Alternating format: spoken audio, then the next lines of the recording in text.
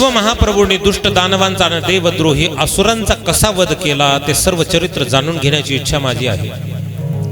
असुरांचा वध कसा केला भगवान शंकरांनी, राक्षसांना कसं मारलं, आणि त्या काही कथा असतील त्या आम्हाला सांगा. ब्रह्मदेव म्हणतात, म्हणे एकदा ऋषीश्रेष्ठ व्यासांनी सनत कुमारांना याच संदर्भात विचारलं असता त्यांनी युद्धविषयक परमचरित्र कथन सांगितलं. आता इथून पुढचा संवाद आहे वेद महर्षी व्यास आणि सनत कुमारांचा. वेद महर्षी व्यासांनी सनंदन, सनातन आणि सनत कुमार हे भगवान ब्रह्मदेवाचे 4 पुत्र आहेत.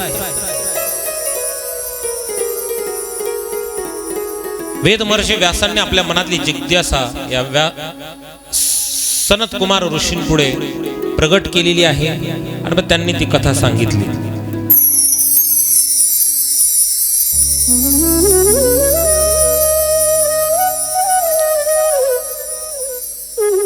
सनत कुमार म्हणाले, व्यासजी, शिवजीने एकाच बाणाने त्रिपुरांचा नाश केला होता, ती कथा सांगतो. भगवान शंकराने एक बाण सोडला, त्रिपुरासुरांचा नाश केलेला आहे. त्याची सुंदर अशी कथा सांगत असताना सांगितले, शिवपुत्र भगवान स्कंदाने तारकासुराचा वध केला आणि तेव्हा त्याच्या तारकाक्ष, विद्युन्माली, कमलाक्ष या 3 पुत्रांना दुःख झालं.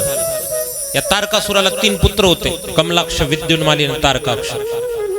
महाबलवान, पराक्रमी, जितेंद्रिय, संयमी, तत्पर, सत्यवादी आणि दृढचित्ती होते. देवाने आपल्या पित्याला मारलं आणि म्हणून देवाविषयी मनामध्ये रोष उत्पन्न झाला आणि त्या तिघांनी सुद्धा राजपाट, ऐश्वर्य वगैरे सगळं त्याग केलं, उपभोगांचा त्याग केला व मेरू पर्वतावरील गुहेत जाऊन विधात्याला प्रसन्न करून घेण्यासाठी तीव्र असं व्रताचरण आरंभ केलं. राजपाट, ऐश्वर्य, भोग वगैरे सगळ्याचा त्याग केला आणि मेरू पर्वतावरती जातात. विधाता माने ब्रह्मदेव, भगवान ब्रह्मदेवाची त्याने तपश्चर्या प्रारंभ केलेली आहे. आणि मग 3ही राक्षस भर दुपारच्या उन्हामध्ये 4ही बाजूंना अग्नी पेटून मध्ये बसत तपश्चर्या कशी केली, तर भर उन्हामध्ये 4ही बाजूंना अग्नी पेटवायचे, मधामध्ये बसायचे उन्हाच्या पाऱ्यामध्ये, उन्हाच्या वेळेमध्ये, भर उन्हाच्या पाऱ्यामध्ये अग्नीमध्ये आहुती देत. कधी कधी सूर्याच्या प्रखर तापामुळे मूर्छित होत असत, त्यांना चक्कर येत असत. पावसाळ्या सोसाट्याचा वारा व डोक्यावर पावसाची संततधार पडत असताना सुद्धा दृढ पद्धतीने त्यांनी त्या तपश्चर्या करायची. सतत धार अशी पावसाची धारा त्यांच्या डोक्यावरती पडायची, पण त्यांनी मात्र तप बंद करायचं नाही. थंडीच्या दिवसात सुद्धा ते पाण्यामध्ये उभं राहत आणि नंतर तप करत, अन्न ग्रहण करत नसत. अशा प्रकारे उग्र तप केल्यामुळे त्यांचं देह सुकून काष्टवत झालं. काष्टवत झालेला आहे आणि त्यांनी एका पायावर उभं राहून 100 वर्ष तप केलं.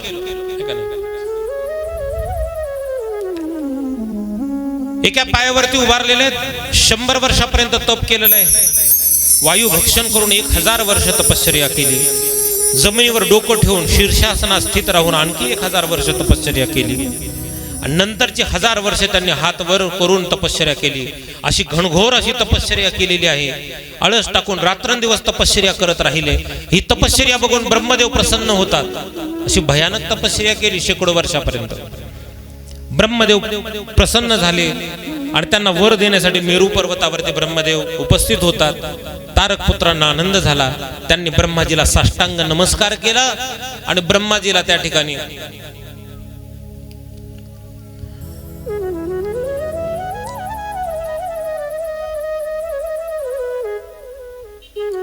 त्या तिघांना बघितल्यानंतर ब्रह्मदेवाला सुद्धा आनंद होतो आणि ब्रह्मदेव म्हणाले, तारक पुत्रांनो, मी सर्वांच्या तपश्चर्याचं फल देणार आहे. तुमचं तप पाहून संतुष्ट झालो. तुम्हाला माझ्याकडून काय अपेक्षा आहे ते सांगा, की तुमचं मनोरथ अवश्य पूर्ण करील. ब्रह्मदेवानं त्या ठिकाणी तारक पुत्रांना सांगितलं, तुमची काय मनामध्ये इच्छा असेल ती मागा. ब्रह्माजीचं बोलणं ऐकून तारक पुत्र म्हणाले, देवेश, तुम्ही आमच्यावर जर प्रसन्न असाल तर आम्हाला अवध्य करा. अवध्य करा म्हणजे आम्हाला त्या ठिकाणी मृत्यू येऊ नये, अमर करा, थोडक्यामध्ये अमर करा. आणि मग मात्र ब्रह्मदेव म्हटले, तुम्ही मला प्रसन्न करून घेतलं असलं तरी तुम्ही माझ्याकडून अमरत्वाची प्राप्ती करू शकत नाही. तुम्ही विचार डोक्यातून काढून टाका. भगवान शंकर आणि श्री हरी हे दोघेही धर्म आणि अधर्म याच्या पलीकडचे आहेत. ते व्यक्त आहेत तसे अव्यक्त सुद्धा आहेत. या जगात त्यांच्याशिवाय अन्य कोणीही अमर नाही. तेथे उत्पन्न झालेला प्रत्येक देहधारी मनुष्याला मृत्यू येणं स्वाभाविक आहे. म्हणून तुम्ही स्वतःच्या रक्षणासाठी असा एखादा वर मागा जो सर्वांना दुस्साध्य असेल आणि ज्या योगे तुमचा मृत्यू घडवून आणणं अशक्य असेल. अमरता तुम्हाला कर. ज्याचं 1200 त्याचं 1300 नक्कीच आहे. आद्यवा दश शतान तेव्हा आता किंवा 10,000 वर्षांना कवयना मराव तर नक्कीच लागल. मरण अटळ आहे. आणि तेव्हा तारकासुराचे पुत्र म्हणाले, विधाता तुम्ही बलवान आणि पराक्रमी आम्ही बलवान आणि पराक्रमी असलो तरी आम्ही जिथे सुखानं राहू, जिथे बलाढ्य शत्रू प्रवेश करू शकणार नाही असं एकही स्थान आमच्यापाशी नाही. म्हणून तुम्ही धनधान्याने भरलेले सर्व प्रकारची संपत्ती, ऐश्वर्य, सुखसुविधा असलेलं आणि देवांनाही अजिंक्य अशा 3 शहरे निर्माण करून द्या. तिघांनी काय मागितलं? म्हणजे 3 शहर निर्माण करून द्या. आणि ते शहर म्हटले पृथ्वीवरती कुठेही संचार केले पाहिजे. जिथं वाटलं तिथं ते शहराने उडून जावं, तिथं त्यांनी संचार करावा, अशा पद्धतीचे शहर मागून घेतले. आणि त्या प्रसंगामध्ये तारकासुराचे पुत्र म्हणाले, अशा पद्धतीचे आम्हाला शहर तुम्ही करून द्या. तारकाक्ष म्हणाला, ब्रह्माजी तुम्ही मयासुराला सांगून माझ्यासाठी देवांनाही अभेद असं सुवर्णाचं नगर निर्माण करा. मयासुराला सांगून. सुवर्णाचं म्हणजे सोन्याचं. कमलाक्षाने विद्युन्मालीनं अनुक्रमे चांदीचं व लोखंडाचं नगर मागितलं. आणि ते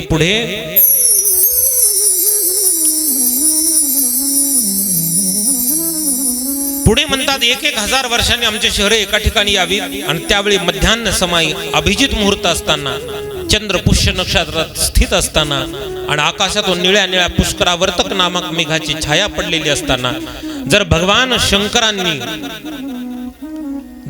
शंकरांनी असंभाव्य स्थानातून एकाच बाणाने त्या 3ही नगरे छेदली तरच ती नष्ट व्हावीत, अन्यथा ती कधीही सुद्धा नष्ट होऊ नये. अशा मुहूर्तावरती, अशा वेळेमध्ये भगवान शंकरांनी अभेद्य ठिकाणावरून जर ते बाण सोडला आणि एकाच बाणाने जर 3ही नगर छेदली तरच त्या नगराचा नाश व्हावा, अन्यथा त्या ठिकाणी त्या नगरांचा नाश होऊ नये. आणि मग मात्र तेव्हा ठीक आहे म्हणून तुम्हाला राहण्याची जी काही इच्छा आहे त्याप्रमाणे नगरे प्राप्त होतील.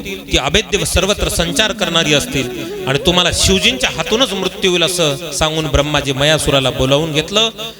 आणि त्याला योग्य त्या सूचना दिल्याने सत्यलोकी ब्रह्मदेव निघून जातात.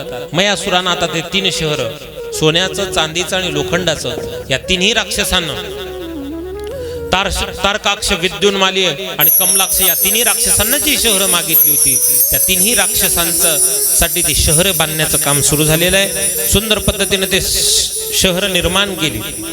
त्यात गजशाळा होत्या, रत्नजडित खिडक्या होत्या, अनेक मजली महाल होते, चंद्रासमान पद्मराग मण्यांनी मडवलेली आणि सूर्यासमान तेजस्वी विमानं होती. ते दिव्य प्रासाद, गोपुरे होते, म्हणजे गोशाळा वगैरे होत्या त्या शहरामध्ये.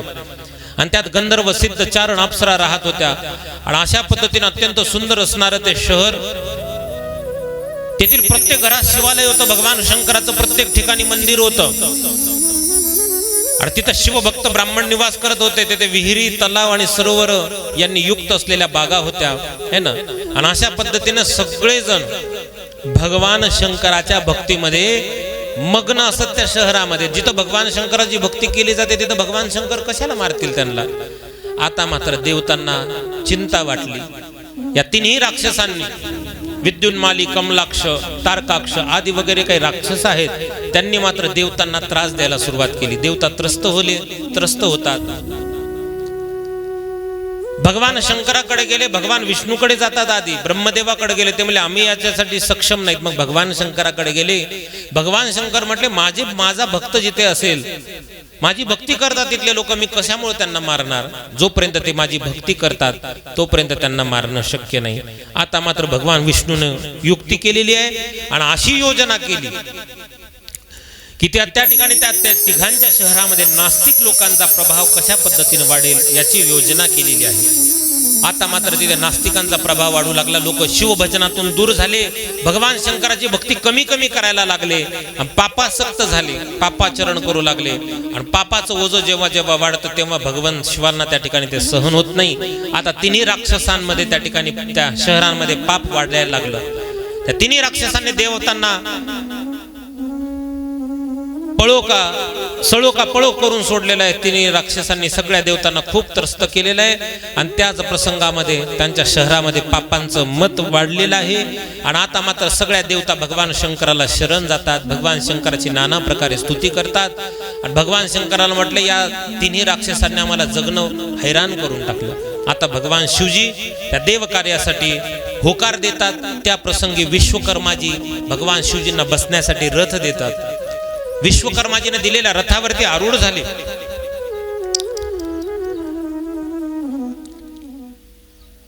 आरूढ झालेले आहेत. आणि मग मात्र भगवान शिवजींचं त्रिपुराकडे प्रस्थान झालेलं आहे. प्रस्थान झाल्यानंतर तो रथ आकाशामध्ये स्थित असलेल्या त्रिपुरा समोर आला है ना. तिथं आल्यानंतर शिवजी देवांना उद्देशून म्हणाले, तुम्ही मला सर्वांनी सहकार्य करा. आणि सगळं भगवान शिवजींच्या आज्ञेनं सगळ्या गोष्टी घडत होत्या. भगवान शिवजी तिथं आले. सनत कुमार व्यासांना म्हणाले, हे मुनी, शिवजी दिव्य रथात बसून त्रिपुरापुरी पोहोचले.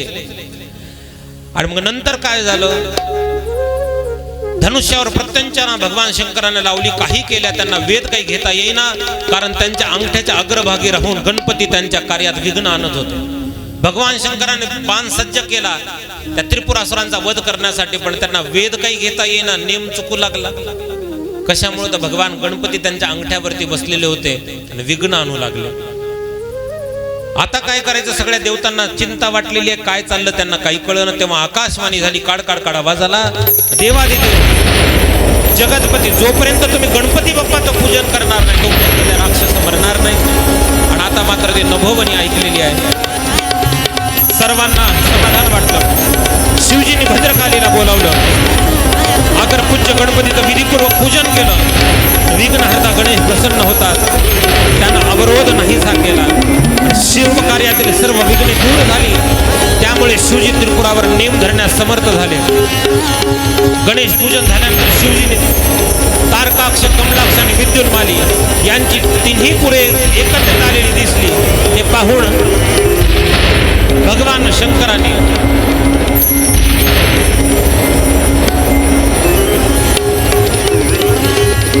धनुष्याचा टणत्कार करून दुस्सह्य गर्जना केली.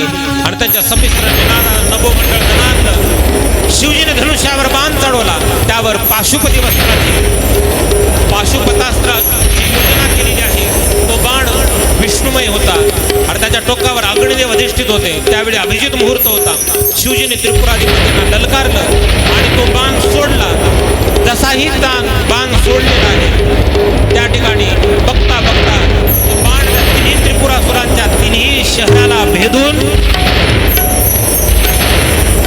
बाण पुढे गेलेला आहे. तिन्ही शहरं जळून नष्ट झाली. त्रिपुरासुरांचा वध झाला.